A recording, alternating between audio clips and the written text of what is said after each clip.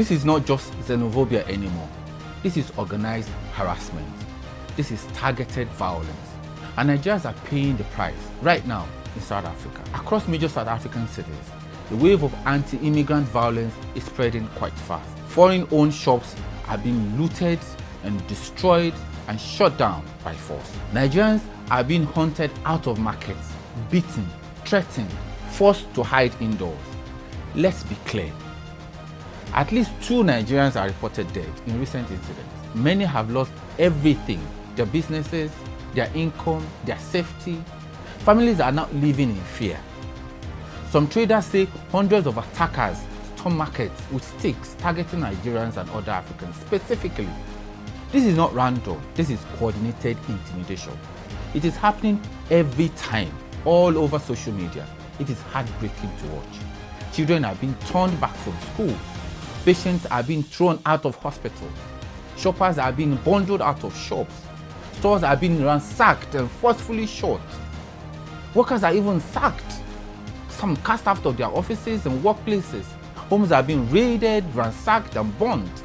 Diners are being thrown out of restaurants. Nigerian men, women and children are being beaten, insulted, mocked, humiliated in streets for no just cause. And even when and where their immigration papers are complete, it is not enough. South Africans are marching through streets of their major cities, half naked in tribal wear, singing war songs, brandishing spears and other crude weapons and hunting black and African immigrants, including Nigerians, as if they were animals. The excuse being pushed is quite familiar. Foreigners are being blamed for unemployment, crime and economic hardship. Groups like Operation Dudula and other similar movements are fueling this narrative. But this is not the truth. It is scapegoating. South Africa has a deep economic problem, high unemployment, inequality, but instead of fixing them, migrants are being turned into targets. And this has happened before. In 2008, dozens were killed. In 2015, widespread attacks. In 2019, shops destroyed and people displaced. Now in 2026, it is happening again. Same pattern, same victims, and same failure of leadership. Nigeria has started evacuating its citizens. Free flights are being offered. People are registering to leave. But let's call it what it is. This is not evacuation. This is escape. Citizens are not returning home by choice. They are fleeing for their lives. And here is the problem. There is no structured compensation, no clear protection guaranteed, no strong consequences yet for the attackers. Nigeria is reacting, but not deterring. Let's stop pretending. If Nigerians can be hunted in another African country, then African unity is just a slogan. If businesses can be destroyed without consequences, then diplomacy is failing. And if this continues, it will happen again and again and again. The time of Big Brother Africa's soft diplomacy is over.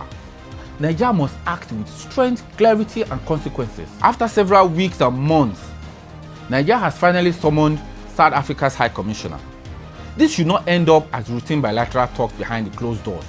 We must demand accountability and set clear deadlines for action, not promises, not statements. Nigeria must demand security deployment to protect Nigerians, arrest of attackers, prosecution, publicly and transparently too. South Africa has already promised to crack down before.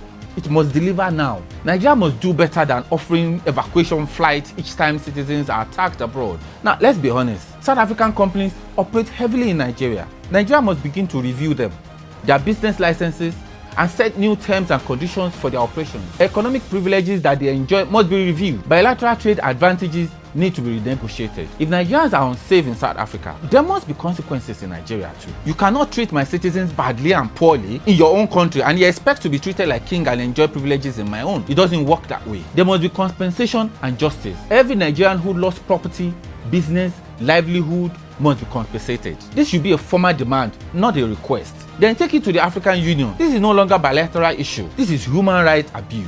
Continental failure. Nigeria must say it clearly. If Nigerians are attacked again, there will be serious diplomatic and economic consequences. No ambiguity, no soft language. Say it as it is. Because here is the truth. When Africans are chased out of Africa, when black people target other black people, when governments fail to protect lives, that is not just xenophobia. That is the collapse of leadership. Nigeria must act not tomorrow, not diplomatically, but firmly, decisively, and immediately.